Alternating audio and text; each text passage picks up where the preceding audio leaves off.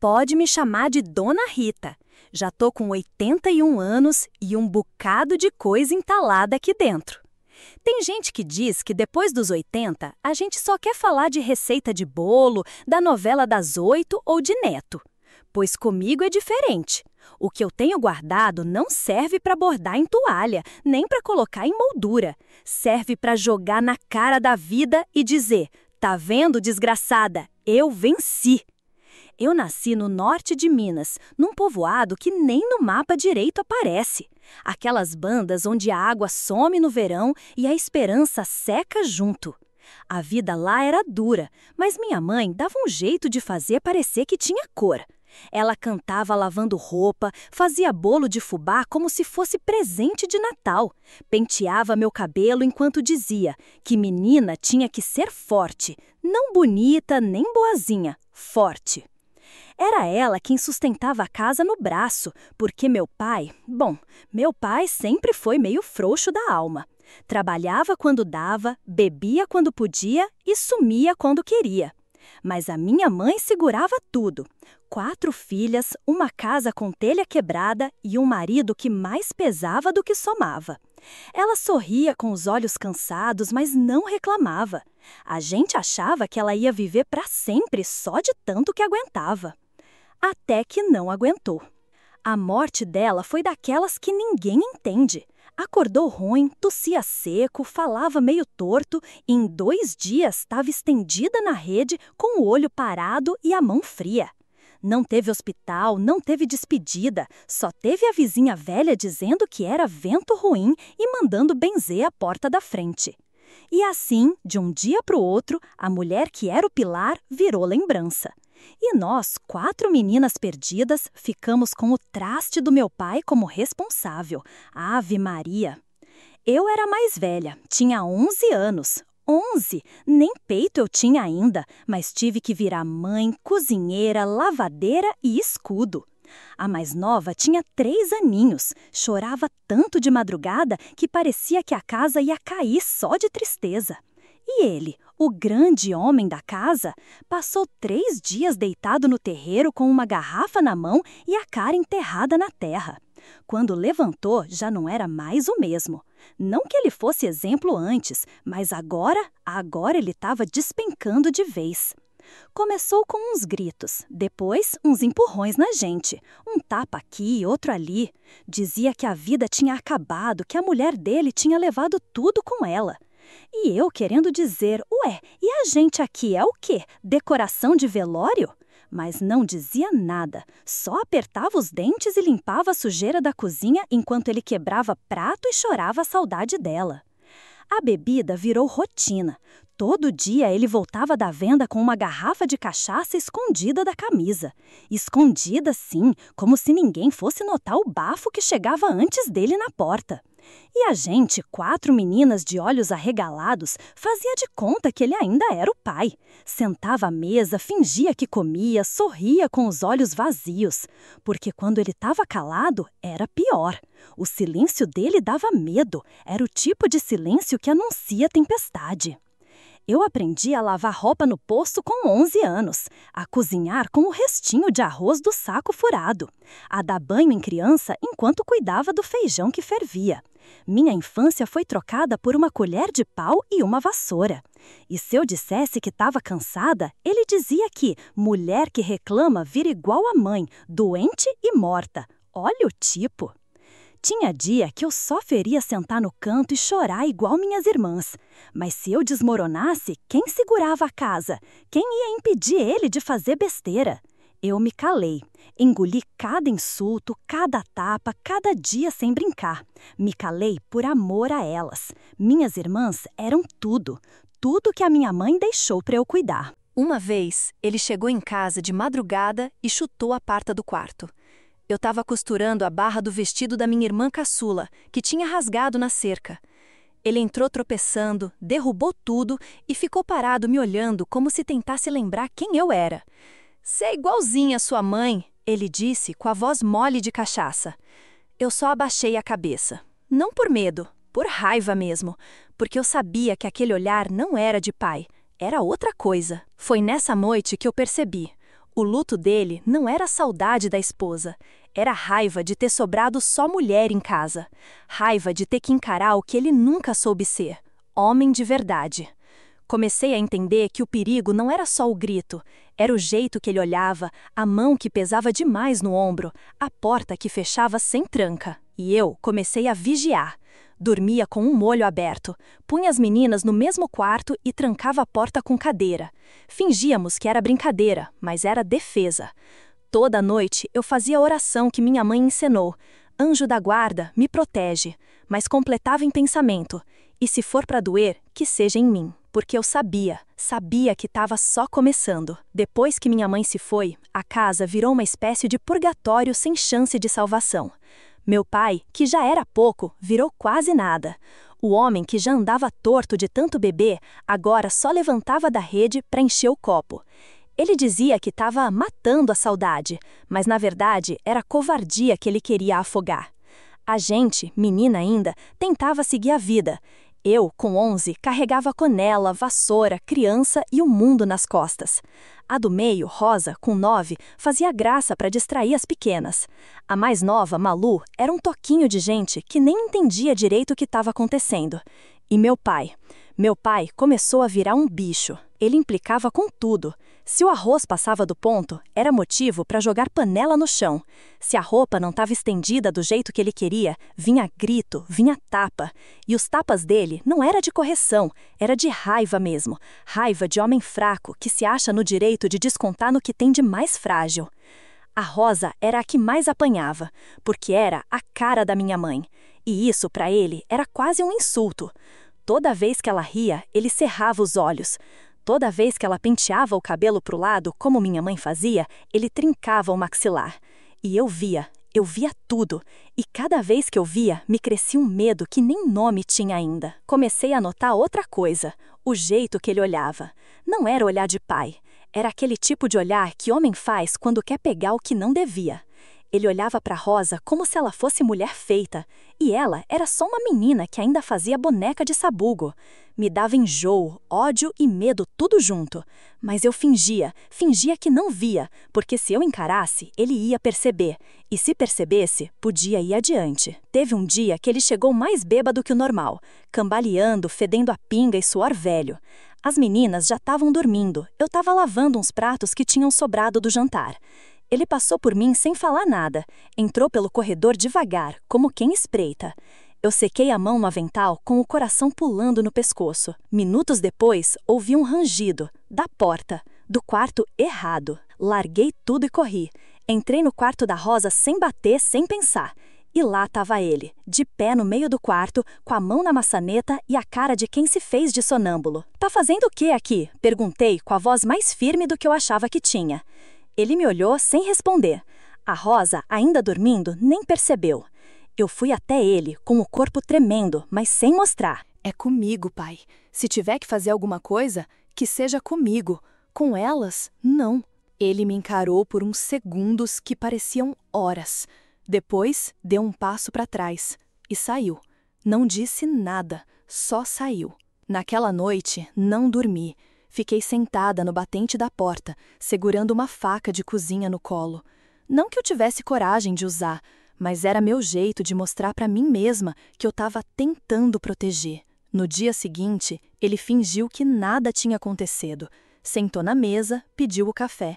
Eu servi, com a cara dura e o estômago revirando. As meninas correram para o quintal, brincando. Eu fiquei olhando para ele. O homem que um dia disse amar minha mãe, agora olhava para as filhas como quem olha bicho sem dono. Foi nesse dia que eu decidi. Se ele quisesse fazer algo, que fosse comigo, porque eu já estava suja demais por dentro. Já tinha deixado de ser criança, já carregava um fardo que ninguém mais podia ver. Eu podia aguentar, mas elas, não. Minhas irmãs iam crescer sem saber que o próprio pai era um lobo disfarçado de luto. A partir daí, comecei a cuidar ainda mais. Trancava o quarto das meninas com o móvel mais pesado da casa. Dormia no chão da sala, fingia estar acordada sempre. E, claro, passava a ser mais presente ao lado dele. Servia o prato antes das outras, puxava a conversa para desviar o olhar, ocupava o espaço. Me tornei sombra dele, só para elas terem luz. Mas não pense que foi fácil. Ele percebia e, aos poucos, começou a aceitar esse acordo mudo. Passou a bater menos nelas e a gritar mais comigo. E eu aceitava, porque cada grito para mim era um silêncio para elas. Naquela época, a casa tinha cheiro de óleo velho, de suor de medo e de lágrima engolida. Eu só não sabia que aquilo era só o começo, porque quando um homem perde a alma, ele vira qualquer coisa, até monstro. E eu estava disposta a deitar no colo do monstro se isso mantivesse minhas irmãs longe dos dentes dele. Eu não sei dizer exatamente o dia que começou. Talvez porque começou devagar, rastejando pelas frestas do medo, como coisa que a gente finge que não viu para não enlouquecer. Primeiro foi um toque a mais, uma mão que demorava demais no ombro, um elogio sussurrado que gelava mais do que agradava. Depois virou rotina. Ele me chamava de minha pequena, com aquela voz mole, de quem já tinha tomado mais cachaça do que juízo, e vinha perto demais. Chegava da venda com a cara vermelha, os olhos miúdos, e me pedia para passar a roupa dele. Camisa de botão, ele dizia, quero bem alinhada, igual sua mãe fazia.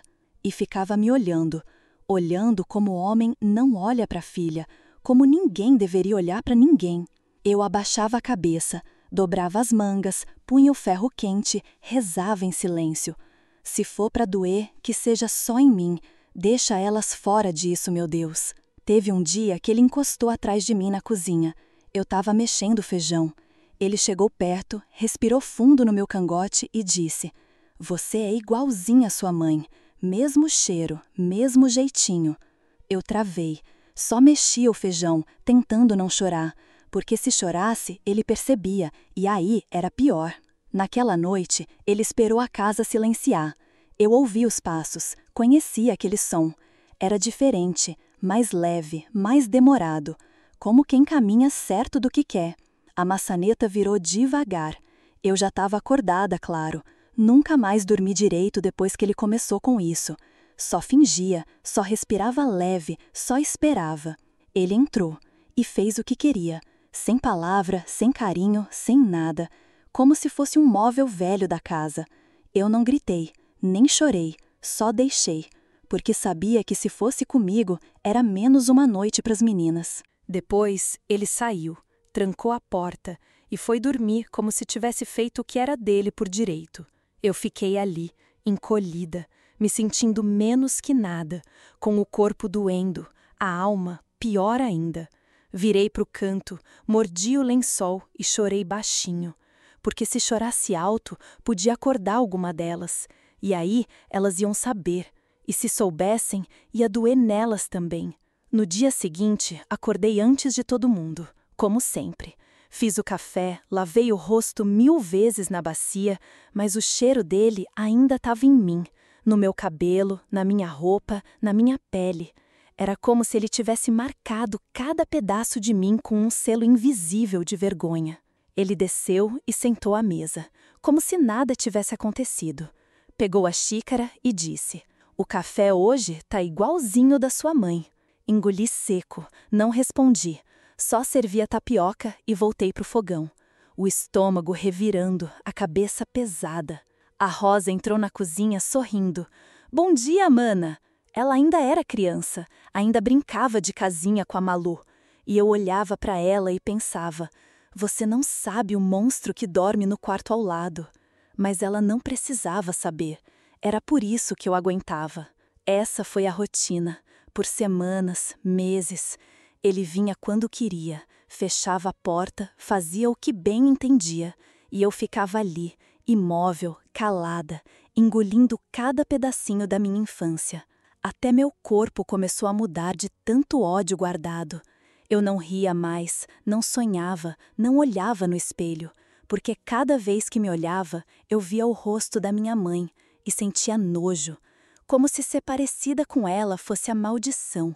Tinha dias que eu pensava em fugir, pegava as irmãs e sumia no mato. Mas ir para onde? Com o quê? A gente não tinha nem parente que prestasse. A vizinhança mal olhava na cara da gente depois que minha mãe morreu, E quem ia acreditar numa menina que nem peito tinha ainda, dizendo que o pai fazia aquilo? Então eu fiquei e me calei, por elas, porque eu via o jeito que ele olhava para Rosa e sabia que se eu não me colocasse na frente, ele ia mudar o foco. E aí eu não ia aguentar. Ver elas passando o que eu já passava, aí eu quebrava de vez. Comecei a colocar elas para dormir no quarto trancado, só eu dormia fora. Fazia parecer que era para cuidar da casa, para ouvir se o pai chegava, qualquer desculpa. Mas era só para estar na rota dele, caso ele resolvesse aparecer. Ele passou a gostar da ideia. Começou até a me tratar diferente. "Você é minha mulher agora", disse uma vez. Eu não respondi. Só continuei limpando a louça com os dedos duros de tanta raiva escondida. Mulher dele? Aquilo não era casamento, era prisão, era sujeira. Mas eu aguentava. E você deve estar pensando, por que não denunciou, não fugiu, não fez nada? Porque naquela época, mulher não tinha voz. Criança, então, era bicho. Ninguém escutava. E se escutasse, ainda perguntava o que você fez para merecer. Eu não fiz nada, minha filha. Nada. Só nasci na casa errada. Mas mesmo assim, eu resistia. Todo dia. Cada tapa, cada noite, cada silêncio, eu resistia. Por elas. Porque eu podia quebrar inteira. Mas se elas ficassem de pé, já valia a pena. O corpo da gente fala, grita. E o meu gritava todos os dias, mas ninguém escutava. Porque eu era boa em calar, era boa em fingir que estava tudo certo. Levantava antes do sol, punha água no fogo, arrumava o café, acordava as meninas com um beijo na testa. Lavava a roupa no braço, esfregava chão, cozinhava com o restinho que sobrava da venda. E à noite? Bem, à noite ele vinha. A escola? A escola era quase descanso. Pelo menos lá ele não podia entrar, mas eu mal conseguia prestar atenção. A cabeça cheia, o corpo moído. Os olhos não paravam abertos direito. A professora perguntava, eu nem ouvia.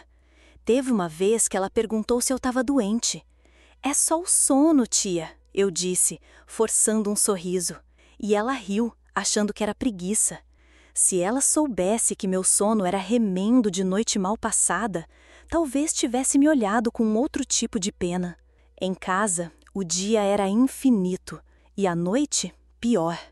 Teve um dia que eu estava lavando roupa no tanque do quintal. Sol rachando a moleira, minha mão cheia de sabão, as costas pedindo arrego. De repente, tudo ficou escuro. Não sei se foi a cabeça, o sol ou o peso da vida. Só lembro de cair de joelhos, com a água espirrando e o balde rolando pro canto. Senti um gosto de ferro na boca e um buraco na alma. Respirei fundo, levantei com raiva e voltei a esfregar, porque não tinha tempo de desmaiar. As meninas começaram a notar, principalmente Rosa. Ela dizia que eu estava muito magra, que eu andava mais calada, mais dura. "Tá tudo bem, mana?" ela perguntava. E eu só respondia, "É só cansaço." Porque era mesmo. Cansaço de corpo, de alma, de fingir que aquilo era vida. A Malu, minha irmãzinha caçula, ela começou a crescer. Já estava com 7 anos. E foi aí que meu medo mudou de lugar. Porque eu comecei a perceber o olhar dele. O mesmo olhar que um dia pousou em mim e nunca mais saiu. Agora se arrastava devagar por ela. Teve uma vez que ela saiu do banho enrolada na toalha e passou por ele no corredor. Ele ficou parado, olhando.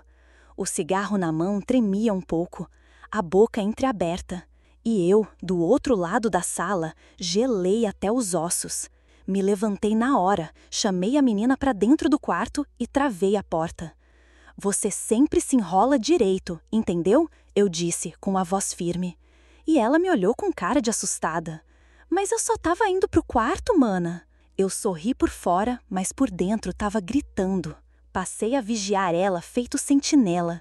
Seguia ela pela casa. Penteava o cabelo, escolhia a roupa. Não deixava mais sozinha com ele nem por um minuto. Dormia encostada na porta. Era como viver numa trincheira, esperando o tiro que ia destruir tudo. Ele percebia minha vigilância, e isso aumentava o ódio dele. Começou a falar que eu estava insolente, mandona, igualzinha à mãe. E cada vez que ele dizia isso, eu sentia que estava me afastando do espelho da minha mãe e virando reflexo dele. A Rosa me chamou de grossa um dia. Disse que eu não sorria mais, que estava sempre de cara amarrada. A Malu me deu um desenho de nós 3 juntas, e eu nem consegui olhar direito, porque eu via naqueles riscos de lápis o que eu não podia proteger para sempre. O desespero não gritava, ele cochichava. Ele vinha de mansinho, dizendo: "Você não vai conseguir salvar elas por muito tempo." E eu sabia. Sabia que minha resistência estava no limite, que meu corpo já não obedecia mais como antes, que meus olhos estavam pesando, minhas mãos tremendo. Tinha noite que eu me deitava de bruços só para esconder as marcas. Outras eu dormia de pé, encostada na parede, esperando ele aparecer. Porque era sempre igual: silêncio, maçaneta virando, a respiração dele. E depois eu virava pedra. Mas agora não era só comigo. O jeito que ele começou a olhar para Malu era o mesmo que eu já conhecia. E isso me deixava doente. Eu pensava: será que ele vai fazer com ela também? Será que quando cansar de mim, vai passar para a próxima? E aí, meu bem, a culpa e o ódio viraram mistura que ardeu dentro de mim, porque eu não sabia mais onde terminava o sacrifício e começava o desespero. Eu só sabia que não ia deixar, nem que eu morresse. Mas proteger para sempre, eu não sabia se dava conta. E quando a gente começa a duvidar se aguenta, é porque tá bem perto de cair. E eu já estava na beirada. Quando a gente faz um acordo com o mal, precisa vigiar cada passo para não ser traída. E eu sabia, no fundo do meu osso, que ele estava começando a esquecer a promessa. Começou pelo olhar, pequeno, rápido, mas eu vi. Vi quando a Rosa desceu as escadas com aquele vestido que era só um pano bonito que ganhamos da vizinha, e ele parou de comer para seguir o movimento do quadril dela. Não era olhar de pai, nunca foi. E quando percebi, o sangue subiu tão quente que senti gosto de ferro na boca. Não falei nada. Levantei da mesa como se fosse buscar água e, no caminho, rasguei o vestido. Disse que estava manchado de graxa. Ela chorou. Eu não. Eu ardi por dentro. A partir desse dia, deixei de ser só escudo e virei vigia. Passei a controlar cada passo delas. As roupas, os horários, a forma como andavam dentro de casa. Cabelo preso, nada de sorrisos largos perto dele. E quando ele estava por perto, era eu quem puxava a conversa, me punha na frente, ocupava o ar. E se ele olhava torto, eu olhava de volta com faca no olho. Ele notou, claro, começou a implicar comigo. Dizia que eu estava estragando as meninas, que elas estavam ficando cheias de frescura. E eu fingia que escutava. Mas por dentro eu já estava pronta para jogar tudo no chão se ele se aproximasse delas. Passei a dormir perto da porta do quarto delas. Arrastei cadeira, encostei móvel, disse que era para ouvir melhor se o fogão vazasse gás ou se algum rato entrasse. Mentira, era medo. E faca, sempre com uma escondida embaixo do pano. Eu não ia deixar. Ele podia fazer o que quisesse comigo, mas com elas, não. Teve noite que ele passou pelo corredor e encostou na maçaneta. Eu estava acordada, como sempre, sentada na beirada do colchão improvisado. Quando ele viu que eu estava ali, parou. Ficou em silêncio. Só escutava a respiração dele. Depois, se virou e voltou para o quarto. Mas o medo não voltou junto. Ficou ali comigo. A casa inteira cheirava a ameaça. No dia seguinte, ele não disse nada, mas à noite veio em mim com força dobrada. Parecia punição por eu ter bloqueado a porta que ele queria passar. Ele nunca disse, mas o corpo dele falava. E o meu só tremia e aceitava, porque se eu negasse, ele podia olhar para outra. As meninas começaram a perceber que eu estava mudando. Rosa me chamou de brava, disse que eu vivia com cara fechada. Malu, um dia, tentou dormir do meu lado e perguntou por que eu chorava dormindo. Eu disse que era sonho ruim, mas na verdade era pesadelo acordado. A vigilância virou obsessão. Me tornei sombra. Se uma delas fosse até o poço, eu ia junto. Se fossem tomar banho, eu verificava a tranca da porta. Se passavam por ele, eu me metia no meio.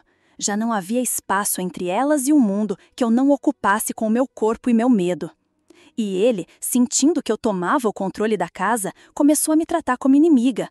Parou de me chamar pelo nome. Agora era só ei ou aquela lá, mas ainda vinha em mim à noite, sempre, com mais raiva, como se fosse castigo por eu ter tirado dele as outras opções. Mas eu aceitava, engolia cada momento, cada dor, cada nojo, porque era melhor ser alvo do que ser cúmplice. Porque cada noite que ele passava comigo era uma madrugada de paz para as meninas, e isso me dava força para resistir. Teve um dia que Rosa veio me mostrar um caderno da escola com um desenho dela e da Malu. "A gente fez para você, mana." Eu olhei, vi os sorrisos desenhados, as flores, o sol no canto da folha e senti vontade de quebrar o mundo. Porque elas desenhavam felicidade enquanto eu era toda feita de caco. E o medo não diminuía, porque Malu começou a mudar, os traços ficando parecidos com os da minha mãe, o jeito de rir, a curva do rosto, o olhar doce. E ele percebeu, eu vi quando percebeu, o mesmo olhar de antes, aquele que me queimou antes mesmo de encostar. Foi nessa noite que eu comecei a pensar. Proteger não ia mais bastar. Eu ia ter que fazer algo maior, porque não dava para segurar aquilo com reza e faca escondida, não por muito tempo. O monstro já estava farejando o portão. E se ele ousasse dar um passo além? Ah, se ousasse!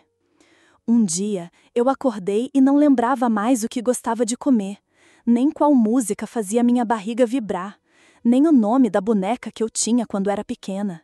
Meu nome? Eu ouvia ele, mas não me respondia mais. Eu era só a Mana, a filha mais velha, a menina de coragem. Um título para cada papel que me deram. Mas quem eu era? Tava apagada, soterrada em silêncio. Meu corpo virou ferramenta, braço para carregar balde, perna para buscar lenha, boca para mentir. E a noite? A noite era a parte mais vazia. Ele vinha, como se fosse visita programada. E eu recebia, não com vontade, claro, mas com resignação. Deixava ele fazer o que queria, como quem deixa a chuva molhar, porque sabe que não tem mais telhado mesmo. Não adiantava gritar. Já tentei uma vez, no começo. O grito sumiu antes de sair da garganta. Voltou seco, enroscado nos dentes. Desde então, só silêncio. Ele entrava, fazia o que bem entendia e saía sem olhar para trás. E eu me virava para o canto, encolhia e esperava amanhecer. Com o tempo, passei a agir no modo automático. Todo dia era um teatro de normalidade. Acordava cedo, botava a chaleira no fogo, cortava o pão embolorado em fatias fininhas para render, acordava as meninas com beijo na testa e voz doce. "Bom dia, minhas princesas." Por dentro, só ruína. A vizinhança me adorava. A velha do outro lado dizia que eu era a mocinha mais prendada do bairro. A merendeira da escola me dava resto de sopa, dizendo que era por eu ser tão responsável. E eu sorria, claro. Sorria como quem engole prego, porque ninguém ali queria ouvir a verdade. Até Deus eu mentia para ele. Dizia nas orações que estava forte, que estava firme, que confiava no plano dele. Tudo mentira. Se ele tivesse plano mesmo, devia ser daqueles bem torto. Mas mesmo assim eu rezava. Não por mim. Rezava pelas meninas. Para que elas não ouvissem, não vissem, não sentissem o que eu sentia toda noite quando o barulho da maçaneta virava. E elas cresciam, lindas, felizes, inocentes. Eu olhava para elas e às vezes sentia inveja. Não por maldade, por saudade. Saudade do que eu não tive, do que fui roubada. Elas riam alto, cantavam na beira do tanque, desenhavam nas paredes com carvão. E eu deixava. Nunca reclamei, porque cada traço de alegria delas era vitória minha. Uma vez, a Malu me deu uma pulseirinha feita de linha colorida. "É para você lembrar que eu te amo." Eu peguei, botei no pulso e chorei escondido no galinheiro, porque o amor dela era o que me mantinha de pé, mas também era o que me despedaçava. Eu pensava, será que um dia ela vai descobrir o que eu fiz para proteger esse amor? E foi num desses dias, enquanto lavava as meias sujas dele e o sangue escorria das minhas unhas por tanto esfregar, que uma ideia começou a sussurrar: fugir. A primeira vez que pensei, sacudi a cabeça na hora, como se fosse pecado. Fugir? Para onde? Com o quê? Era só pensamento. Mas o pensamento virou semente, e a semente brotou. Comecei a observar os caminhos da vizinhança, os horários, as portas que ficavam encostadas, o barulho que fazia o portão dos fundos quando abria. Eu anotava tudo na cabeça, como um ladrão. Mas eu não queria roubar, eu queria escapar. Claro que eu não contei para ninguém, nem para as meninas, porque elas ainda acreditavam no mundo. E eu só acreditava que se ficasse mais um ano ali, eu não ia sair viva. A Rosa começou a me questionar. Você não brinca mais, mana. Você não canta mais. Você vive triste. Eu negava, mentia, dizia que era só cansaço. Mas o que eu carregava não era peso de cansaço, era cimento molhado na alma, era chumbo nas costas. Minha vida era mentira, uma novela que eu representava sozinha, sem plateia. E mesmo sem saber o fim, eu seguia decorando o papel. Porque a única certeza que eu tinha era: se eu caísse, tudo caía junto. Então eu me mantinha de pé, mesmo quebrada, rachada, afundada. E aí, uma noite, depois de mais uma visita dele, eu sentei na varanda e olhei para o céu. Tava nublado, sem estrela. E pensei: será que se eu correr, ele corre atrás? Será que se eu gritar, alguém escuta? Será que se eu fugir, alguém acolhe? Não tinha resposta. Mas naquele momento, o que eu queria mesmo era que o mundo explodisse e só sobrasse eu e elas num canto qualquer, com terra limpa e vento novo. Sem ele, sem passado, só nós. Foi nessa noite que decidi. Eu ia sair dali. Ainda não sabia como, nem quando, mas eu ia. Nem que fosse a última coisa que eu fizesse. Tem dia que o mundo já acorda com gosto de tragédia. Aquele gosto azedo na língua, aquele ar que pesa no pulmão, aquele silêncio estranho que a gente só percebe depois. E naquele dia, desde a hora que abri o olho, alguma coisa estava errada. Só que eu não sabia o quê. Tomei coragem, vesti o chinelo furado, catei as moedas contadas do canto da gaveta e saí. Era só uma ida rápida até a venda. Tava faltando sabão, arroz, um punhado de açúcar. Coisa pouca, mas que eu me esforçava para fingir que dava conta, como sempre. O sol ardia sem dó e o chão do caminho parecia querer engolir os pés. Mas eu fui. Deixei as meninas na sala com lápis de cor e papel de pão e deixei ele jogado na rede, fedendo cachaça e suor, como de costume. Fui e voltei o mais rápido que pude. Na verdade, corria sem perceber. Uma pressa estranha, como se o corpo já soubesse de um desastre e tentasse voltar antes da explosão. A venda estava cheia e tudo parecia em câmera lenta. O moço do balcão, com aquele jeito lerdo de falar, me tirava do sério. Cada segundo ali me roía por dentro. O sol descia, a cesta pesava no braço e minha cabeça martelava. Na volta, virei a esquina e vi a casa. A porta entreaberta, a janela escancarada. E nenhum som, nem risada, nem passos, nem rádio, nada, nada. Aquilo me travou. Meus pés congelaram por um segundo. A cesta escapou da mão. As moedas espalharam no chão de terra batida. Eu entrei correndo. Coração acelerado, garganta seca, os olhos buscando desesperados qualquer sinal. Rosa? Malu? Nada. Fui direto pro quarto. Devagar, como quem entra num túmulo. Ela estava lá.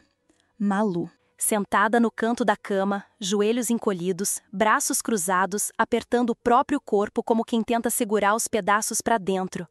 A camiseta amarrotada, o cabelo despenteado, o rosto. O rosto dela era o que me matou, porque era o mesmo que eu vi um dia no espelho. Um olhar sem luz, sem chão, sem infância. Me aproximei devagar, me ajoelhei na frente dela. Amor, o que houve? Ela não me olhava. Os olhos estavam fixos no nada, como se a alma tivesse saído do corpo e se escondido no canto do quarto. Malu, fala com a mana, minha flor. Tô aqui. E foi só quando segurei a mão dela que percebi o quanto ela tremia. Foi aí que ela olhou para mim, e aquele olhar nunca mais saiu da minha cabeça. Era o mesmo olhar que eu tinha na primeira vez que ele me feriu. Um misto de medo, vergonha e confusão, como se o mundo tivesse virado lama de repente. E então ela disse, quase sem voz: "Ele fez coisa feia." 3 palavras. 3 palavras que quebraram meu mundo em 1000 pedaços. 3 palavras que arrebentaram a represa que eu segurei por anos. Eu não perguntei mais, não precisava. Eu sabia, eu conhecia o cheiro, o silêncio, a dobra da camiseta, a forma como ela se encolhia. Aquilo ali era um inferno repetido, era a história voltando com outra vítima. E eu falhei. Abracei ela como se quisesse fundir nossos corpos, apagar a dor, arrancar o tempo com as mãos. "Desculpa, meu amor, desculpa. Eu jurei que ia te proteger. Eu jurei." Ela chorava baixinho, com vergonha, e isso me matava ainda mais, porque a vergonha não era dela, era minha, era dele. Era de um mundo que permite que isso aconteça dentro de casa, com a porta aberta, enquanto a vizinhança elogia a menina prendada da Dona Zefa. Minha cabeça girava, meu estômago revirava, e minha alma, gritava. Levantei, fechei a porta com cuidado, como quem sela um pacto. Fui até a cozinha. O sol batia na pia, tudo estava no lugar, menos eu. A faca, a bendita faca que eu escondia fazia tempo, para emergência. Era agora.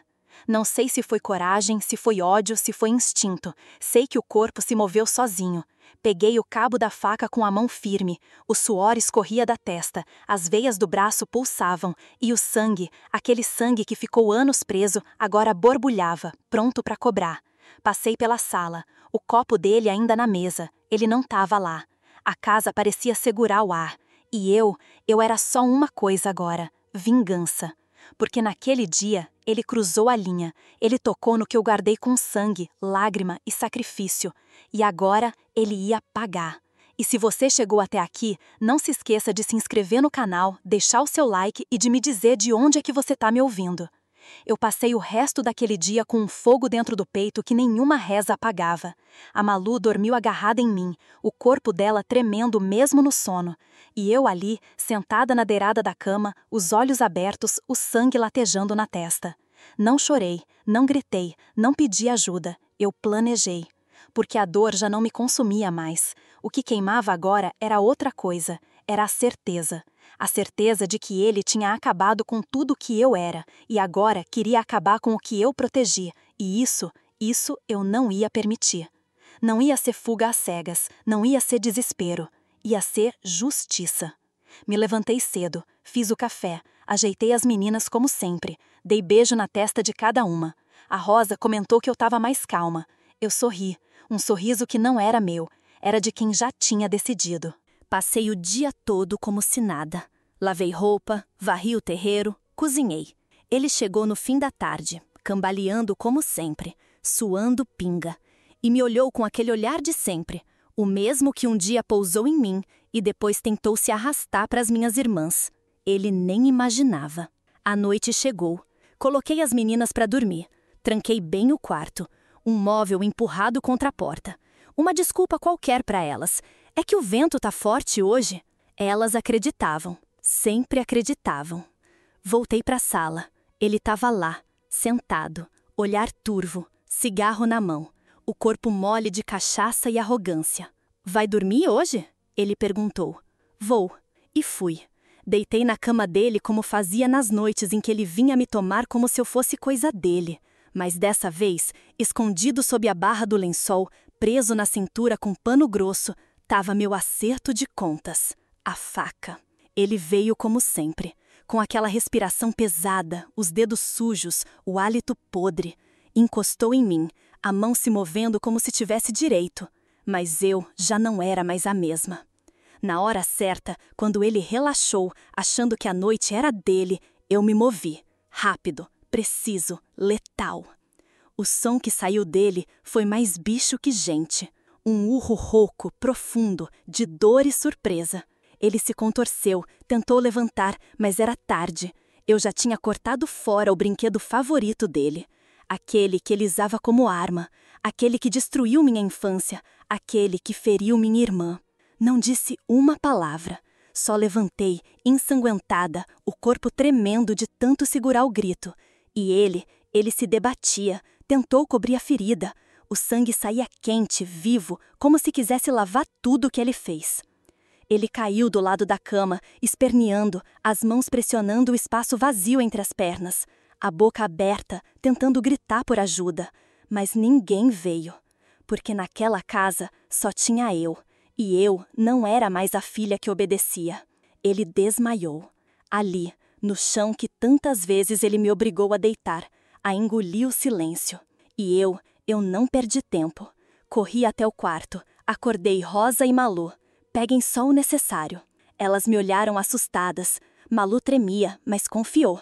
Rosa tentou perguntar, mas eu só disse: a gente vai sair daqui, agora. Pegamos um lençol com algumas roupas, um pouco de comida, as bonecas delas, um pedaço do pão velho e fomos. Saímos pela porta dos fundos. A noite era escura, mas o caminho estava claro para mim. Cada passo que eu dava era como se arrancasse uma corrente da perna. Cada rua deixada para trás, uma pedra a menos no peito. A gente andou em silêncio. O som dos nossos pés na terra molhada era o único barulho. E mesmo assim, cada passo era um grito de liberdade.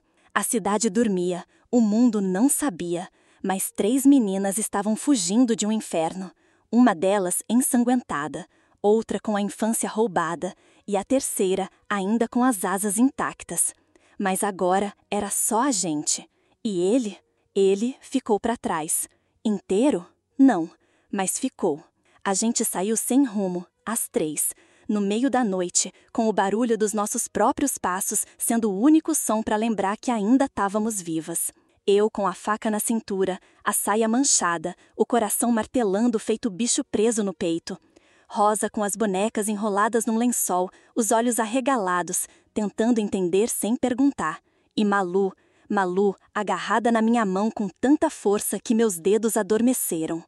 Não tinha mapa, não tinha destino, só uma certeza: nunca mais a gente ia voltar. Caminhamos por ruas que pareciam mais longas do que eram. O mundo dormia e a cidade parecia uma boca escancarada esperando a gente cair dentro. Passamos por muros rachados, por postes que piscavam, por casas silenciosas com cachorro preso no fundo. E quanto mais a gente andava, mais a coragem misturava com o medo. Um medo diferente, um medo novo, o medo da liberdade. Foi quando vi uma casa simples, de madeira gasta, janelas azuis descascando e uma luz acesa bem fraca na varanda. Tinha uma cadeira de balanço e nela uma senhora, sozinha, trançando o próprio cabelo com calma. Como se esperasse alguém, como se já soubesse. Parei no portão. Ele rangeu baixo quando empurrei. Ela nem se assustou, só levantou os olhos e olhou direto nos meus. A luz fraca da varanda mal iluminava o rosto dela, mas os olhos brilhavam. Não de medo, nem de surpresa, de saber. Fui chegando devagar. Cada passo era pesado, o corpo todo cansado, a alma esfarelada. Mas fui. As meninas vinham atrás, em silêncio. A Rosa tremia, a Malu soluçava baixinho. A senhora nos olhou. Demorou, observou como quem lê.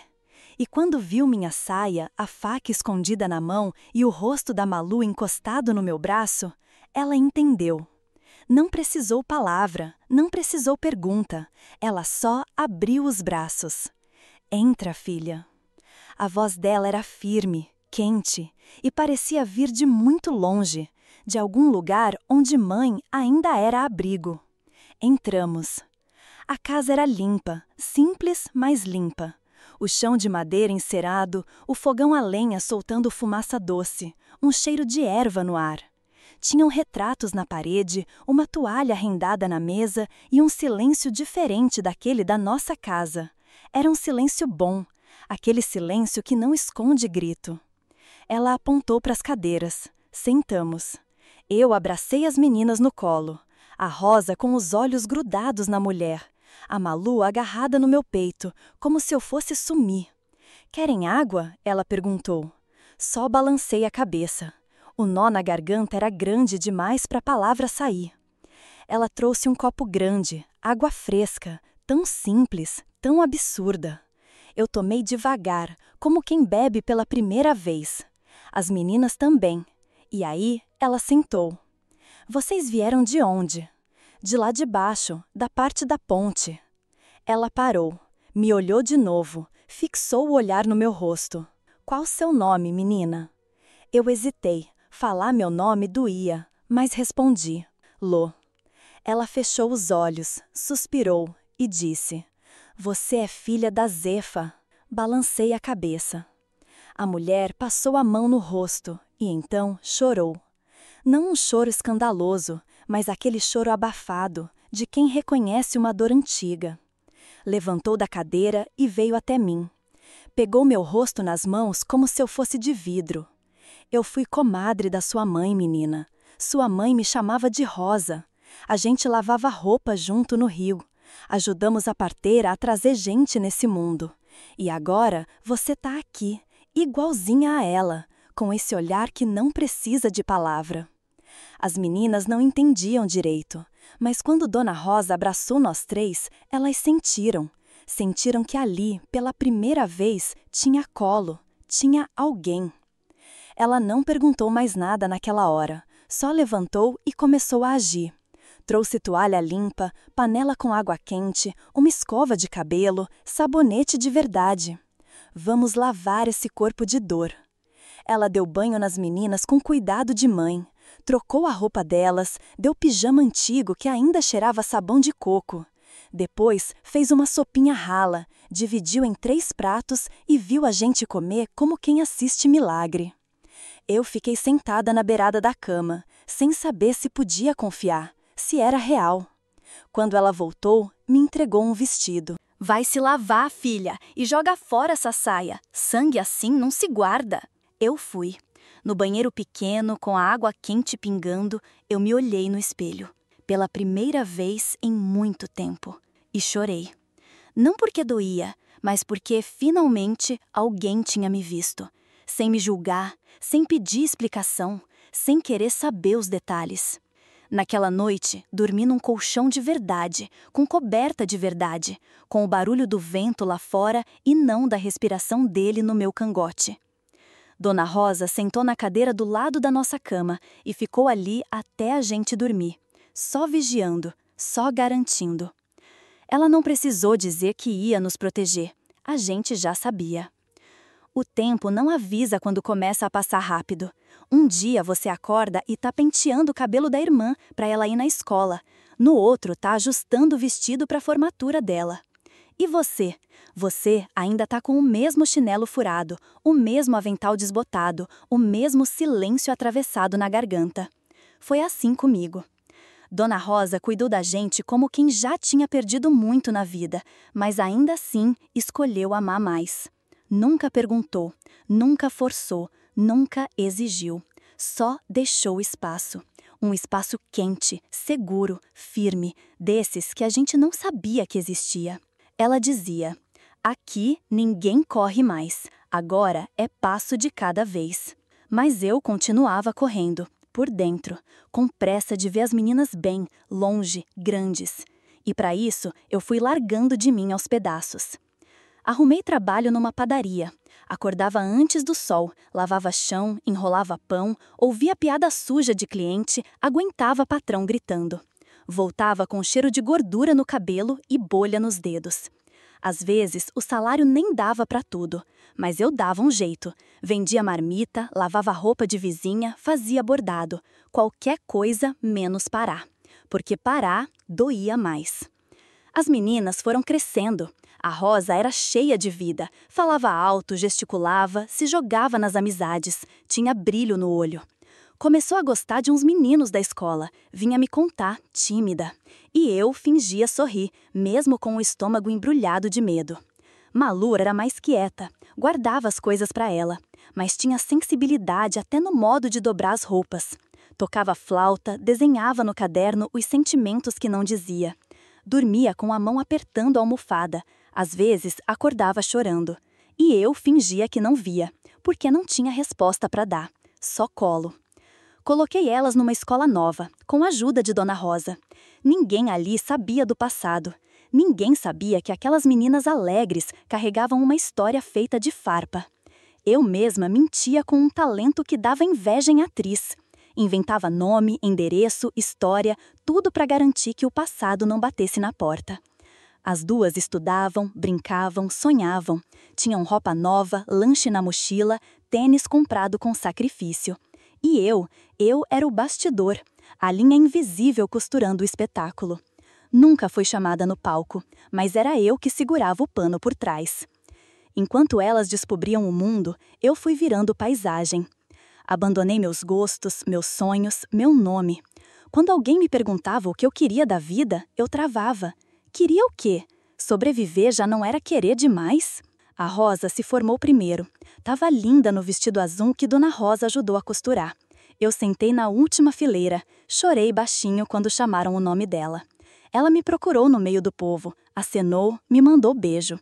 E naquele momento senti que parte da minha missão estava cumprida. Depois foi a Malu, apresentação de música, um certificado na mão, um sorriso tímido. E eu lá, de novo, no canto, segurando a emoção com os dentes. Nos retratos, eu saía sempre com o mesmo olhar. Nem feliz, nem triste. Só vazia. Porque a verdade, que ninguém dizia em voz alta, era essa. Eu tinha virado sombra para elas brilharem. E não me arrependo, mas doeu. Doeu ver que o Prempo levou minha infância sem pedir licença. Que eu pulei da boneca para o balde, que meus dias foram consumidos lavando lençol e escondendo choro, que minha juventude passou sem batom, sem beijo, sem riso, tudo em nome de proteger. Mas também tinha orgulho, porque elas estavam vivas, inteiras, seguras. E isso, meu bem, isso vale mais que qualquer festa. Teve noite que deitei no chão da cozinha, depois de um turno dobrado na padaria, e pensei, se eu morrer agora, já cumpri meu papel. Não é bonito não, mas era sincero. E Dona Rosa, mesmo sem dizer, sabia. Ela me olhava às vezes de canto e dizia, você ainda vai viver, menina, ainda vai lembrar que é gente. Eu sorria, mas por dentro só pensava, gente não. Eu sou parede, e parede não sente. A Rosa fez o jantar. Frango assado com batata e arroz soltinho, do jeito que a Malu gostava. Eu arrumei a mesa. Toalha branca, copo com suco, garfo certinho do lado do prato. Parecia jantar de domingo qualquer, mas não era. Dona Rosa já não estava mais com a gente. Partiu um ano antes, tranquila, dormindo, depois de preparar o chá. Mas até no último dia me olhou com aquele jeito que dizia, você ainda tem coisa entalada. E era verdade. As meninas, moças agora, mulheres de voz firme, cabelo bem cortado, riso bonito, estavam sentadas à mesa. Falavam de trabalho, de planos, de vida. E eu ali, mexendo o garfo no arroz, com a cabeça fervendo. Aquela noite ia ser diferente, tinha que ser. Esperei a comida baixar, o barulho das risadas virar silêncio confortável, então larguei o talher. Preciso falar uma coisa para vocês. As duas pararam. A Rosa me olhou, testa franzida. A Malu encostou no encosto da cadeira, já desconfiada. Respirei fundo. O que eu vou contar agora não é fácil, mas vocês têm o direito de saber. O silêncio ficou mais denso, quase dava para cortar com a faca. Lembram do dia que a gente fugiu, aquela noite, sem dizer nada, sem olhar para trás? Elas assentiram. Lembravam, claro, como esquecer? Vocês nunca perguntaram, e eu nunca contei, mas tá na hora. Eu tremia, a voz engasgava, mas continuei. Eu protegi vocês de muita coisa. E não foi por heroísmo, nem por coragem, foi por desespero. As lágrimas começaram a escorrer antes mesmo de eu dizer o pior. O nosso pai, ele fazia coisa errada, comigo, desde muito tempo. Depois que a mãe morreu, ele afundou, bêbado, violento, doente da cabeça, e começou a olhar torto para mim, para vocês. As meninas congelaram. O rosto da Rosa perdeu a cor. A Malu apertou o copo com tanta força que pensei que ia estourar. Eu vi o jeito que ele olhava para Malu e fiz um acordo comigo mesma, que se alguém ia ser machucada ali, ia ser eu, só eu, porque eu era mais velha, porque eu aguentava. A Rosa levou a mão à boca. A Malu abaixou a cabeça, o corpo inteiro tremendo. Eu deixei ele fazer o que quisesse, por anos, só para manter vocês inteiras, só para vocês não sentirem o que eu sentia, só para vocês poderem crescer livres. A Malu chorava agora, rosto escondido nas mãos. Mas um dia, ele fez com ela. Eu olhei para Malu, e naquele dia, eu peguei a faca e cortei dele o que ele usava para ferir, e a gente fugiu. A Rosa chorava quieta, as lágrimas escorrendo devagar. A Malu soluçava alto. E eu só sentia o corpo leve, como se depois de décadas finalmente tivesse largado a pedra que carregava. Foi a Malu quem quebrou o silêncio, com a voz falhada. Mana, eu devia ter contado. Naquele dia, eu fiquei com vergonha. Eu achei que era minha culpa, que tinha feito algo errado. Eu sinto tanto. Ela veio até mim, me abraçou como nunca antes, apertado, quente, de irmã que entende. Você não tem culpa de nada, minha flor, nada. Quem errou foi ele, e eu só queria te proteger. Eu só queria que vocês ficassem bem. A Rosa veio também. As três ali, de pé, abraçadas no meio da cozinha, com a toalha ainda posta, o frango esfriando e as lágrimas misturando na blusa velha. Nenhuma palavra explicava tudo, mas ali, naquele abraço, a dor virou outra coisa. Virou alívio, virou amor, virou perdão. Depois de anos engolindo o passado, eu cuspi tudo, e elas não me julgaram, me acolheram, como eu fiz com elas. Porque família, às vezes, é isso. Gente que se fere, se esconde, se protege, mas no fim, se reencontra. Foi Dona Rosa quem plantou o começo dessa parte. Mesmo antes de ir embora, ela já deixava as sementes nas conversas tortas, nas entrelinhas, nos silêncios dela. Sempre com aquele jeitão de quem fala o necessário e nada além. Você ainda vai viver, menina. Ainda vai lembrar que é mulher. Eu fingia que não escutava. Às vezes até virava os olhos, ranzinza. Viver? Amar? Depois de tudo? Depois do que um homem fez comigo, com minha irmã, com o que sobrou de nós? Mas ela nunca desistiu. Um dia, apareceu lá em casa com um moço. Simples, alto, mãos de quem trabalha com a terra. Chapéu puído, olhar que não encarava. João. Esse aqui é bom de ferramenta. Vai consertar o portão que já tá gritando por socorro. Não dei assunto. Cumprimentei de longe e fui para dentro. Quem queria homem por perto? Quem precisava? Homem só vinha para tomar, quebrar, marcar. Mas ele ficou. Voltou outras vezes. Não porque eu chamava, mas porque Dona Rosa arrumava motivo. Um cano, uma janela, a dobradiça da porta da cozinha.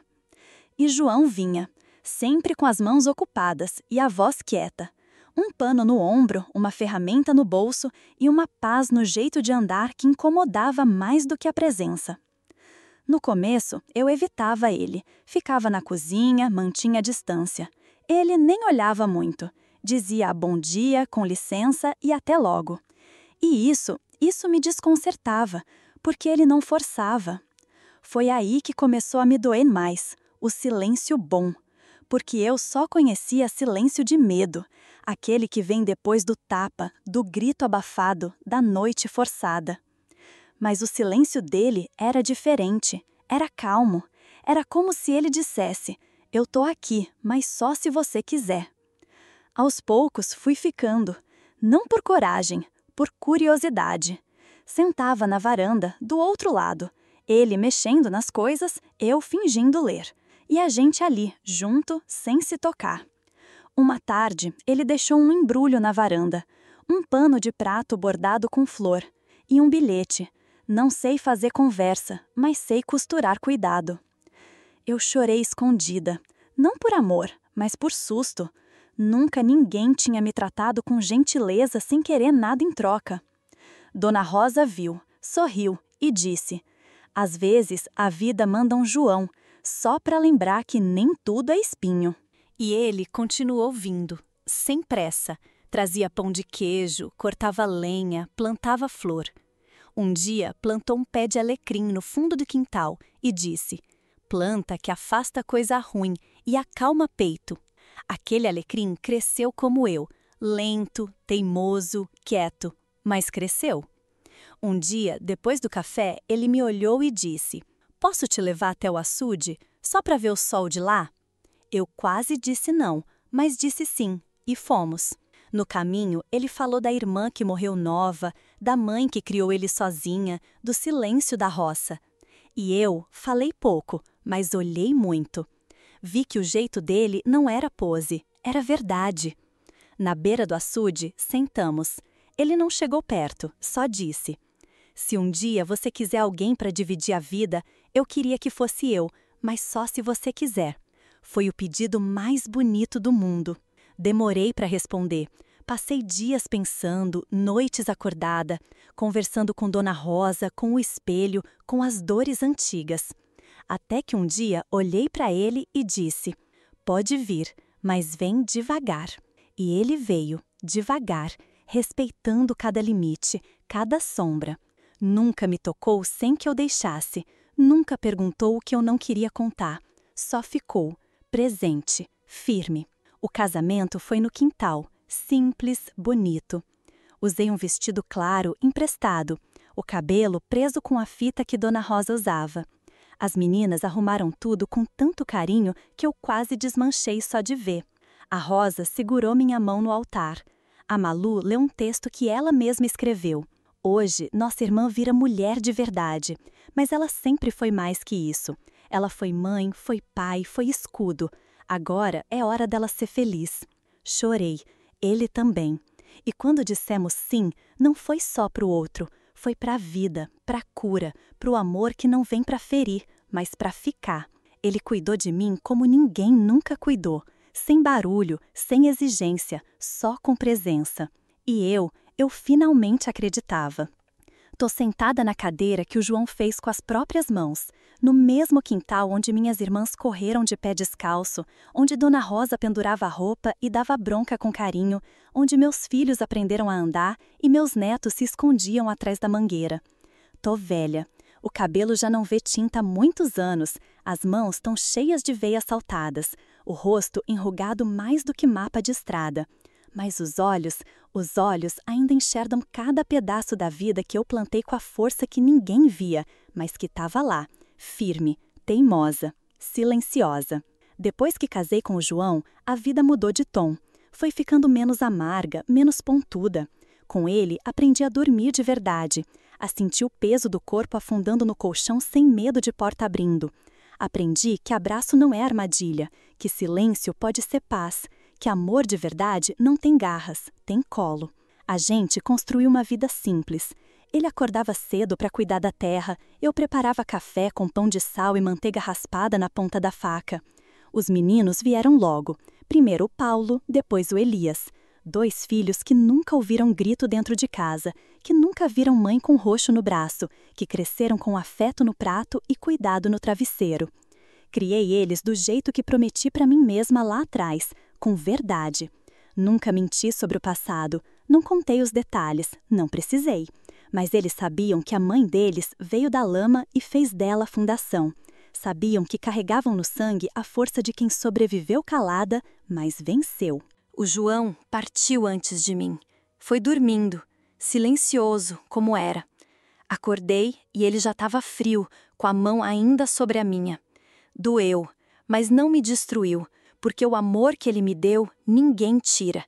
E ficou em tudo, na cadeira, no jardim, no cheiro da camisa dele que até hoje eu guardo. A Rosa virou diretora de escola pública. Nunca casou, disse que já casou comigo a vida inteira, que agora queria só viajar, dar palestra, adotar gato. Vive bem, vive rindo. Às vezes me manda foto de aluna nova dizendo: "Olha essa aqui, tem seu gênio." A Malu casou com uma mulher linda chamada Nara. Tiveram 2 filhas. Ela é enfermeira de cuidado paliativo, cuida de quem está indo embora com uma delicadeza que eu nunca vi igual. E quando me olha, ainda tem aquele olhar de menina assustada, mas agora é só carinho. Meus netos vêm aqui todo domingo, correm, brigam, derrubam coisa, fazem bagunça. Eu sento na varanda e fico vendo. Às vezes penso, eu não devia nem estar aqui, mas tô, e tô inteira, por mim, por elas, por Dona Rosa, por quem não conseguiu escapar. Ainda sonho com minha mãe. Às vezes ela aparece sentada na beira da cama penteando meu cabelo, como fazia quando eu era pequena. Não fala nada, só sorri. Eu acordo chorando, porque sei que ela teria ficado orgulhosa. Não pelo que eu aguentei, mas pelo que eu construí mesmo depois da pancada. E se você chegou até aqui achando que essa história era só tristeza, tá enganada. Essa história é de renascimento. É de mulher que foi quebrada assim, mas que se colou sozinha. E mesmo com as rachaduras, continua de pé. E agora eu quero falar com você. Você que tá aí sentada, calada, achando que a culpa é sua, que ninguém vai acreditar, que não tem saída, que vai ser assim pra sempre. Olha pra mim. Eu tô te dizendo com a alma, sua vida vale mais do que qualquer segredo. Não importa se quem tá te ferindo é da sua família, da sua igreja, da sua cama. Não importa se te ameaçam, se te silenciam, se te fazem duvidar de você mesma. Tem saída, tem colo, tem recomeço. E se ninguém ainda teve coragem de dizer isso pra você, eu digo agora, com toda a força que eu juntei nesses 81. Você merece viver em paz. Você merece amor de verdade. Você merece dormir sem medo. Você merece ser feliz, não um dia, mas todos os dias. Não espera sua alma murchar para sair. Não espera sua infância acabar para reagir. Não deixa ninguém te convencer de que você nasceu para sofrer. Você nasceu para florescer, mesmo que seja no meio do asfalto, mesmo que seja depois da seca. Eu sou a prova viva. E mesmo que a vida tenha começado torta, ela pode terminar bonita. Como o meu alecrim ali no canto do quintal, que nasceu fraco, quase morreu no frio, mas hoje está florido. E ninguém mais pisa nele. E se você gostou desse relato, não se esqueça de se inscrever no canal, deixar o seu like e de me dizer de onde é que você está me ouvindo.